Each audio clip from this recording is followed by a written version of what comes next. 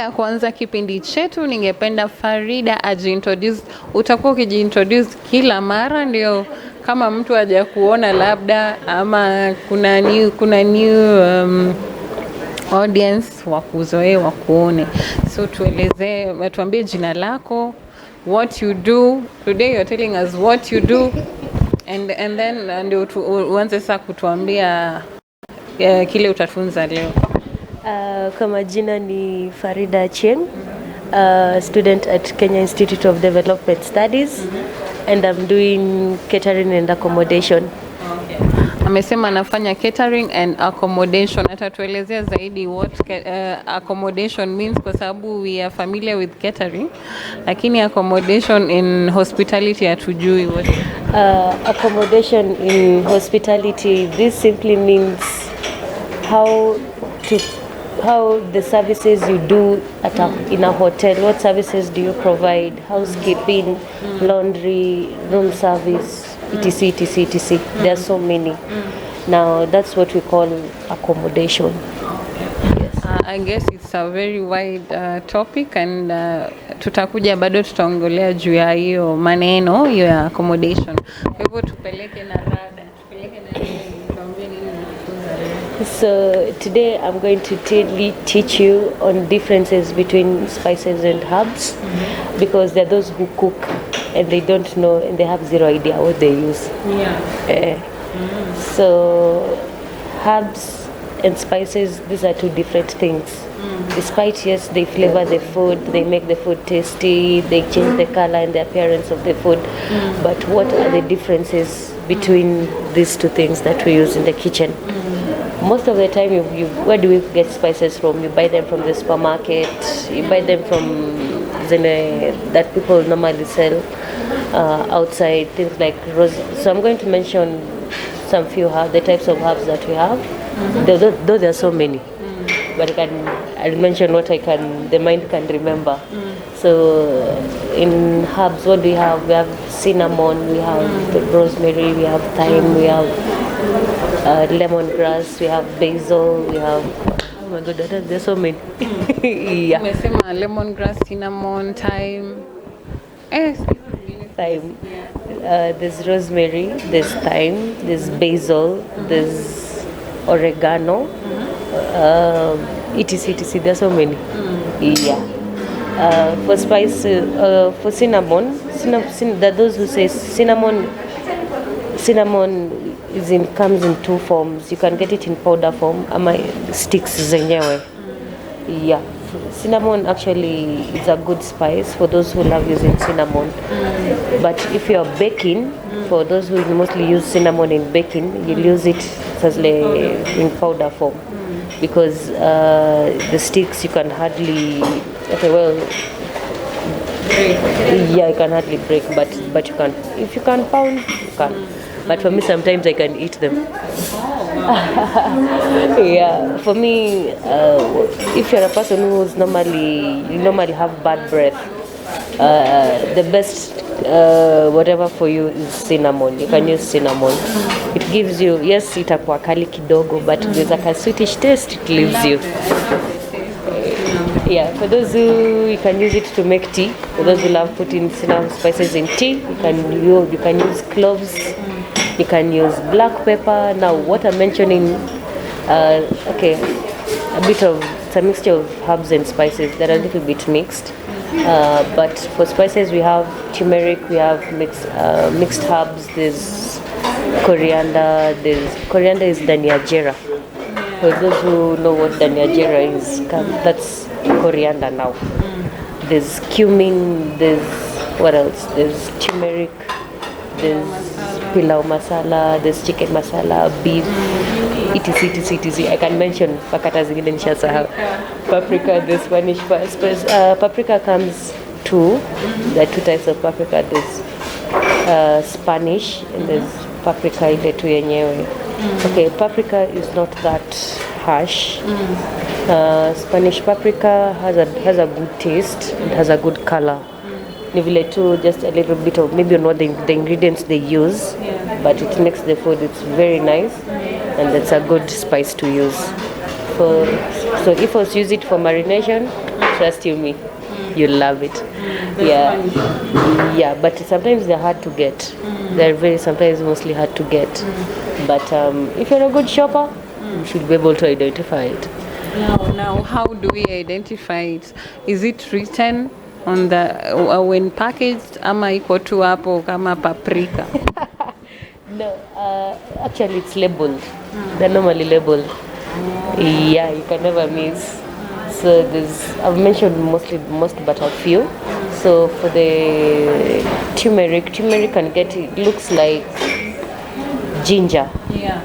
It looks like ginger, but the color inside is yellowish. Yeah. Color like mustard, but a bit. I'm really confused by the way.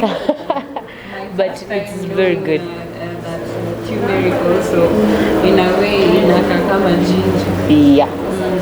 But it's a good spice. Though when you cook it, hautaisikia sana.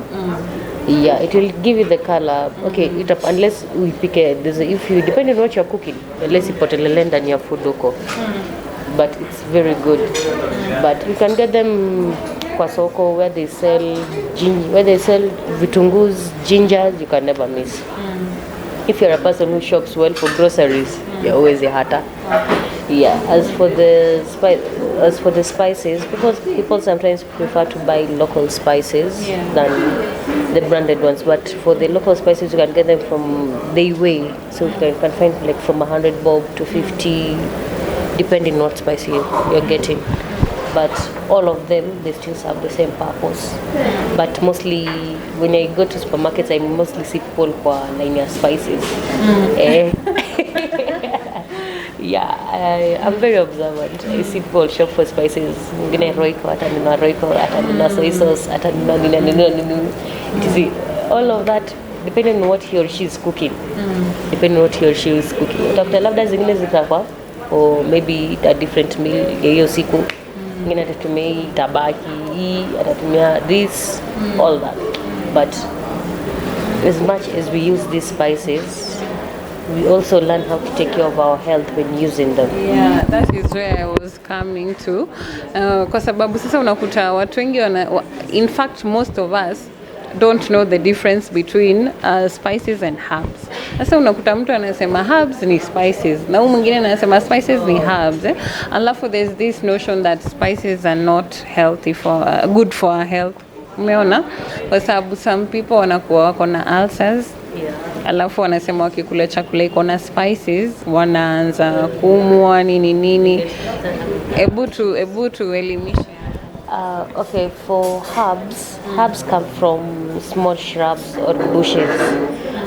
For rosemary, you can easily identify. It has a scent you can smell. You can get mint. It looks like close to basil, but it's not basil. But the leaves are small leaves. If you shop, you can get them from the market.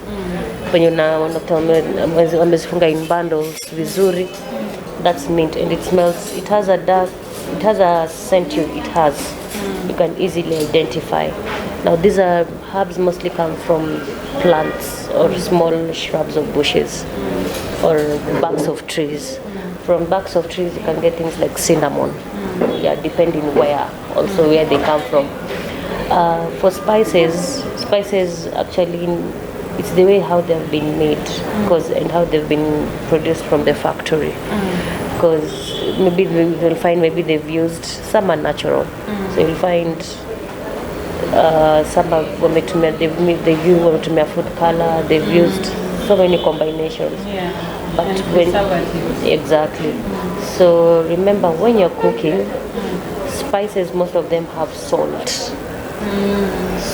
And therefore, let's say make a turmeric, make a garam masala, then I put pilau masala. Trust you me. And then you put salt. Trust me, you won't eat that food. Too much salt. Hautakula, utakunywa maji. You'll drink lots of water, then you'll start kama ni mtu wa ulcers. Acid yako ya tumbo, just give it like a night. Trust me, you will turn the whole night. You will sleep.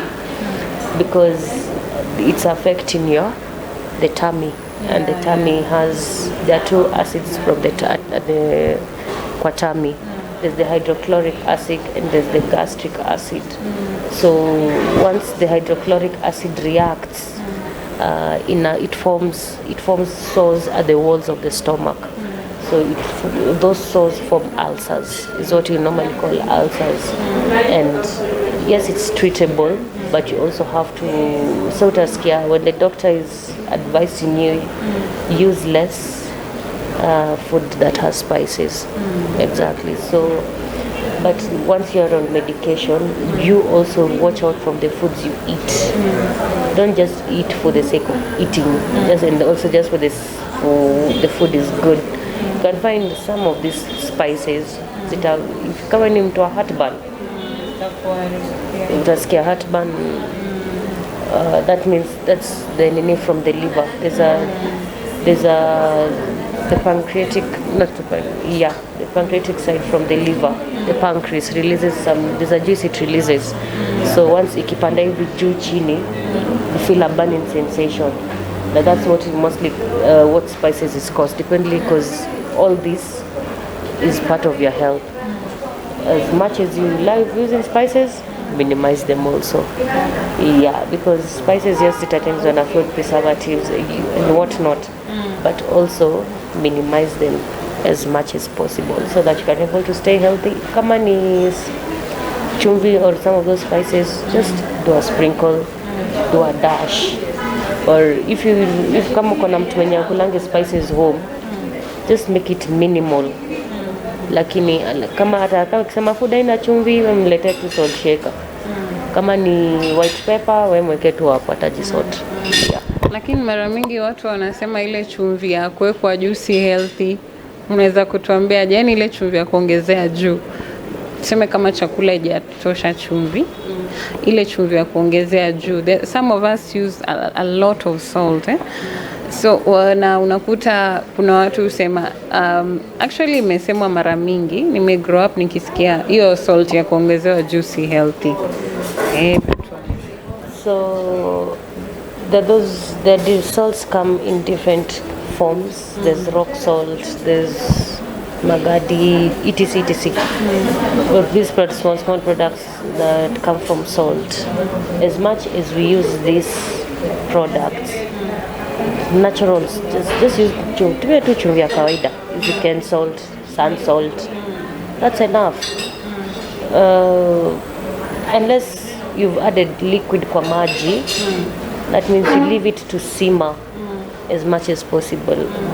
As much as you're adding salt, taste the food also.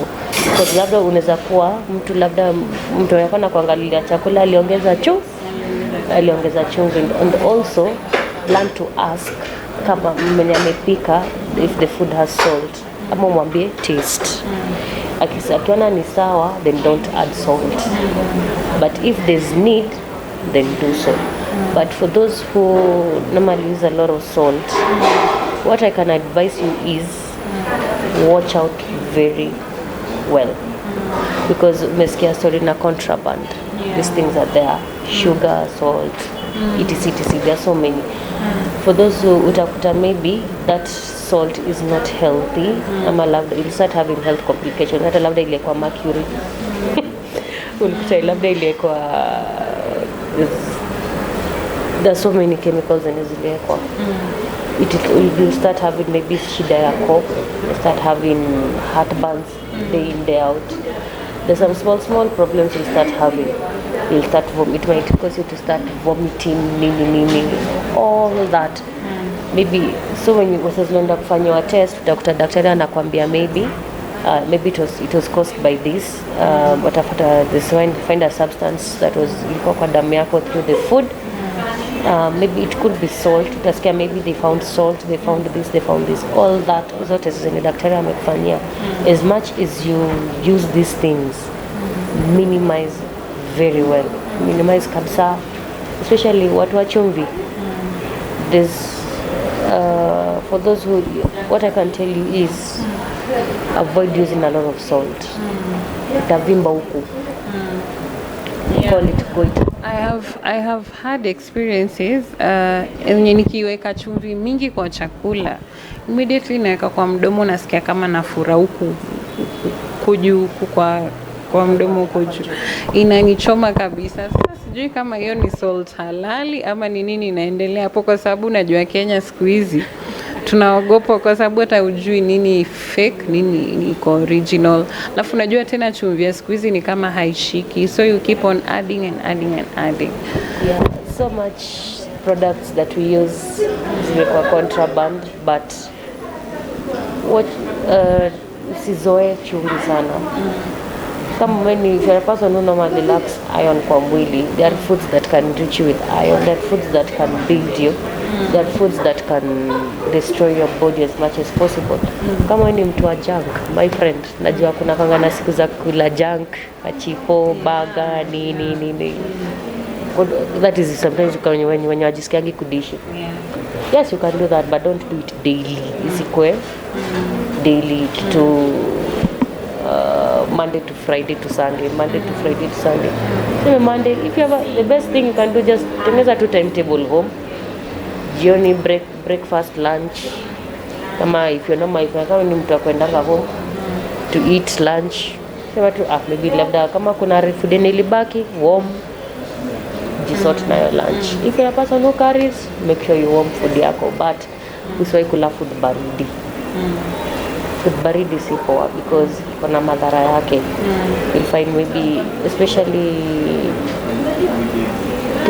protein. By protein I mean pork, I mean beef, I mean bacon, I mean sausage. Hizo zote that you like feasting.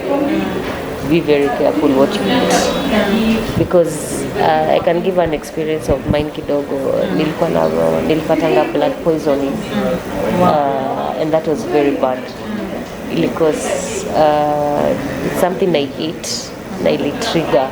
Actually I didn't know what I was feeling because nilianza kuwa na tummy ache. So for me ilianza na tummy ache, alafu vomiting, alafu kwenda choo. Yeah, so dehydrate sana because of vomiting and diarrhea. So as much as this is in this process, najua pili mwili na your body loses a lot of water because 75% of your body ni maji. Yeah, damu iko na percentage yake. So as much as you normally do this, be very, very, very careful. Take care of your health. Learn to eat healthy because utakuta watu wenye wako overweight. Why are they overweight? Ask yourself that. Mtu mwenye anawe almost 400 pounds. You can convert into kgs. I don't know how many kgs that is.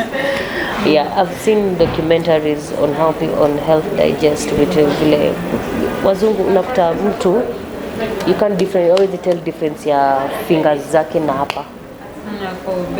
Trust you me, you can't. Ako overweight ana hata kusimama haizi. Paka utakuta I've seen so many families that suffer that way, especially countries za nje. Here I've not seen much, but mostly countries za nje. Unakuta mtu labda kwa fridge yake amejaza tu ya salami, akona hii but hardly vitu healthy. So utakuta hata daily dose chapa bacon, tandika hii. Ha exercise. Akisha tandika yeye amekaa. So pia mwili ina relax, muscles ina relax. So ataka kuinuka unasikia mwili ishakuwa mzito. So as much akiendelea hivi body inaenda kikoa. The time bina anaenda kusimama kwa weighing scale, hawezi kuinua. Takini ambulance chozi. Ama if you have a big aita to medical and treat from home. But as much because sasa mwili imejaa body fat. That means damu haiwezi flow vizuri because there's so much fat in your body paka kwa the muscles within your mwili there's too much fat, so unakuta zingine zinaingia mpaka kwa bloodstream ama zinafunga veins za zinafunga veins za they close the veins ama they narrow the veins ama the blood vessels zako, especially your blood vessels. But what can you do? Ask yourself, what can I do? Kiona na add weight, think twice. Think twice. I can start to exercise. You can get apps kwa phone. This is a workout from home. So kama ni mtu wa sit-ups, chapa sit-ups, then at least start small. Walks. Love from there now. For those who love doing yoga, anya yoga home. Tandika tu mat chini. Take some 15 to 30 minutes. Banya. Then from there, you'll see your body will change. Eat healthy. Kama unajisikia kula fruits, kula cereals, porridge, oats, etc. So, the mwili yako. Wow, ametuelimisha kuhusu vitu mingi, and I'm thinking that this is a very wide topic. I think there should be a continuation. Halafu pia the next time when we come utaendelea na hii, but still you are going to tell us, because most of us are curious. I want you to do a research, or if you know the better, on foods that boost our libido. Yeah. Go and do research on that, because I feel people should, when we are preparing food for our husbands and wives, let us know. And also we shall also talk about on another show, we can as well come and talk about foods to prepare maybe for kids. Yeah. Na bado wale wadogo wenye maybe hawajaanza ndio wanaanza kula vitu kama hizo. I feel we should discuss. Yeah.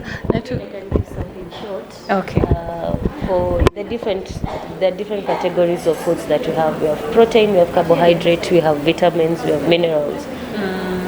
What do we have under carbohydrates? These are foods that give us energy, that build our body. They're just starch. So what do you mean by starch? I mean viazi, rice, pasta, etc. All that is starch. But don't eat too much starch.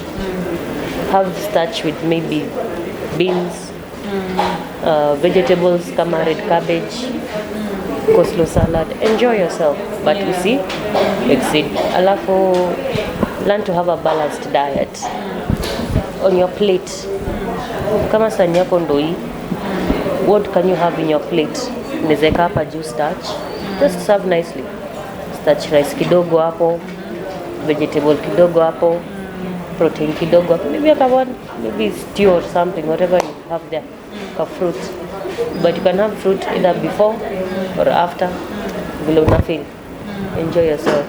Alafu, by the time you finish all that food of your chakula uko nayo, already is a balanced diet. If I have protein, if I at least chakula ikuwe na protein. If you cannot afford to buy chicken, you can buy pork. Tengeneza vizuri, tandika na ugali sukuma, teremsha na mala. Okay, what am I saying? What do I mean by this? Milk is protein. Actually, it's the best protein that we have. Why do we build our bodies? How do we build our teeth? Milk has calcium. From milk we get calcium, strong bones and teeth. That's why we're able to stand. That you'll find others who cannot, wako na shida ya bones, labda hana enough calcium kwa mwili. There's medication for this. Go to a chemist wambia kupatie what do you call them? Easy boosters za bones. Ziko na calcium, kuna zinc, iron, etc. But as much as you need zinc and iron kwa mwili, eat good foods that are rich in iron, e.g. eggs, gizzards. Eat that. But pia build your body. Usikule tu just for the sake of eating. Nikikula inajua hapa nimekula. Kama on your daily basis, kama wewe ni mtu wa kuenda eat out, kama angalia menu yake vizuri, mbetu wakiniambia kuna hii, kuna hii. Mbetu patia rice kidogo hapo kama ni pilau, because you find when those who cook pilau iko na it has meat already, so labda itisha tu kachumbari na soda yako teremsha. Wow, great. Great lessons learned from Farida the chef. Wacha nimpatie hiyo jina, Farida the chef, na pia Farida mwalimu wetu. Mimi nimejifunza mambo mengi sana ambayo sikuwa najua. Kuna mengi ambayo nilikuwa na assume, na tumai pia wewe pale nyumbani kuna kitu umekipata kutoka hapa kwenye kipindi cha Tupike Show. Kumbuka kipindi hiki kinakujia courtesy of Kids College hapa Science TV kila siku ya Ijumaa saa 1:30. Alafu marudio yake yanakujia siku ya Jumapili mida ya saa 3 usiku. Kwa hivyo zidi kujifunza, zidi kuangalia hiki kipindi, na kama kuna kitu ambacho wanasema kila mara, kama kuna kitu ambacho ungependa kujifunza ama ungependa tukuelimishe, just feel free to comment. Pia usisahau kulike na na kushare vitu kama hivyo. Unajua sharing is caring, na hapa kwa Tupike huwa tunasema pia upishi ni mojawapo ya njia za kuwaonyesha wapendwa wako mapenzi. Tukimalizia, Farida atatupatia maneno yake ya mwisho, alafu tuwaage. What I can advise you is be very careful, eat properly, exercise, do this on a daily basis. Don't overfeed during breakfast, especially that depending on the work you do. Especially, I can give an example, watu wa mjengo. Them, they have to eat. You have to eat very well asubuhi, at least that energy to sustain you till maybe 11 as lot as your chai, till that energy till exactly the same thing till lunch. Lunch is where now you eat a little bit heavy, because there's so much work you do, anabeba cement, you do this heavy things. But go on and a job, you can have cereal. Just balance your cereal nicely. There are those you can unaweza kata fruit juu. Okay, ukisha kunywa cereal yako, kula cereal yako, have some fruit. Exercise. Keep healthy. Wow, tunamalizia hapo. Tuendelee, lakini I promise tutaendelea na hii discussion on another show so that we may learn more and more and more, tukue wajanja zaidi, tuishi healthy lives. I really want to live a healthy life. So until next time, mmekuwa nami wenu Brenda Nabututu na Farida Che. Kwaheri.